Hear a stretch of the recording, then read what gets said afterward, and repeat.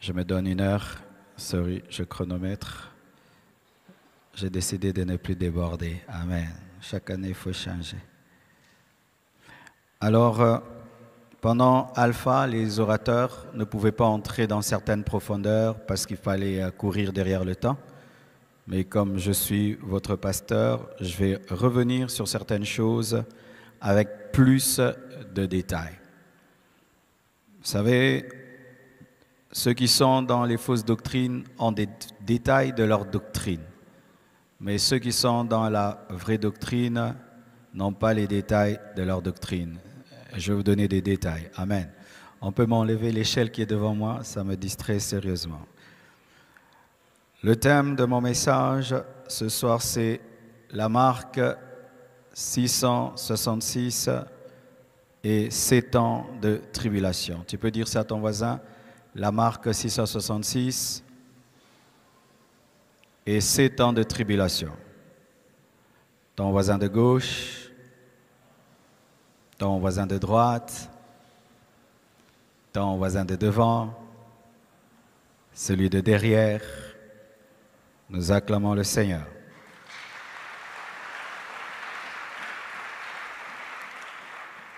Alors je vais commencer par les 7 ans de tribulation.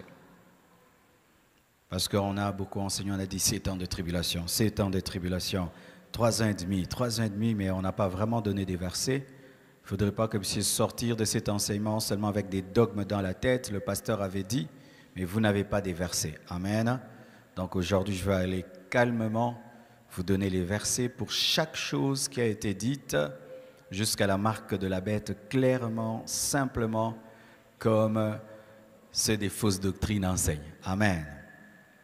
Alors, lorsque vous lisez la parole de Dieu au sujet des 7 ans, on parle souvent de 7 semaines, dites 7 semaines.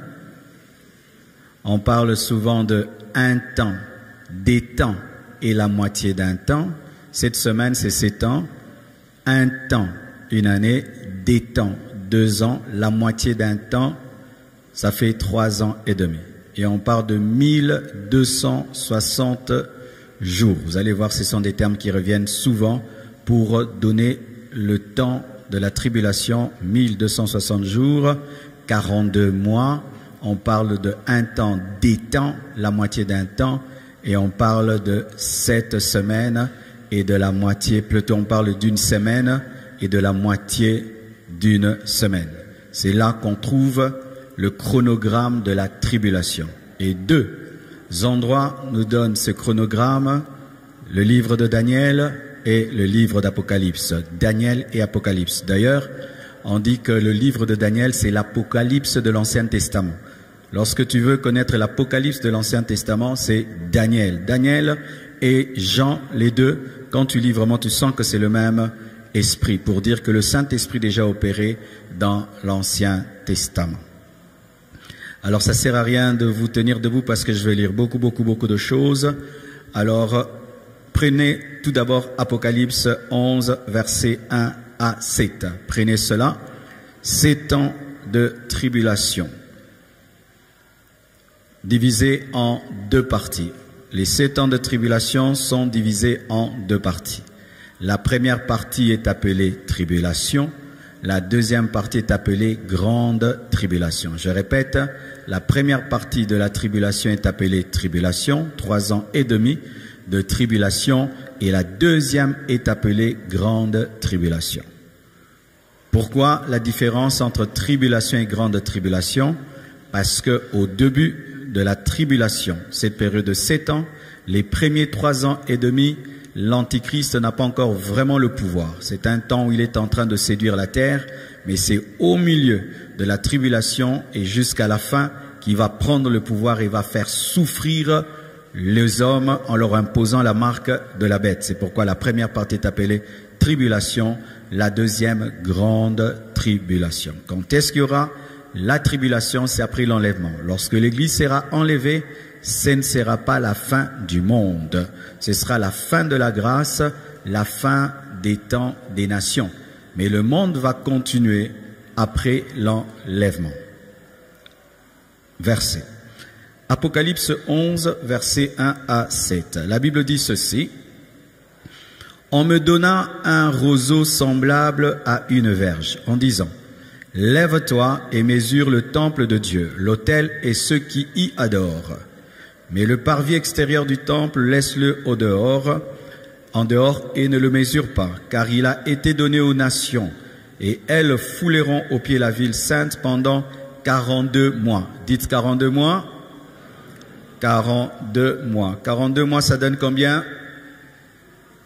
3 ans et demi. Alléluia. Quand tu prends 42 mois, tu divises par 12, ça te donne 3 ans et demi. 42 mois. Je donnerai à mes 2 témoins le pouvoir de prophétiser revêtus de sacs pendant 1260 jours. 1260 jours, c'est 42 mois et ça fait 3 ans et demi. Amen. Ça va? Ça va? Donc on part de 1260 jours et de 42 mois. Mais 42 mois, c'est 3 ans et demi.